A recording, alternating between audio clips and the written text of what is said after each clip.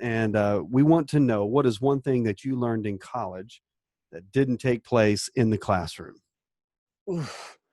One thing that comes to mind that I learned in college was that pastor, that Roger. I can remember my first time I came back home from college. He asked if I was getting involved in leadership or leading anything, Yeah. and I said no. And he said, "Well, you should do that." And so I began to lead at one of my campus ministries. And it's so weird to look back. I was always really nervous. I hated communications class and speaking in front of people. But I became the host of one of the main large Bible studies on campus. It was usually like 50, 60 people.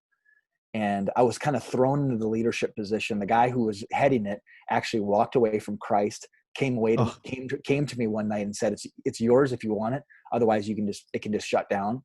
And it was where I went, and I said, I want to take it on. And I just learned what it looked like to stand in front of a group of people and how to welcome them, how to communicate to them, how to share announcements with them.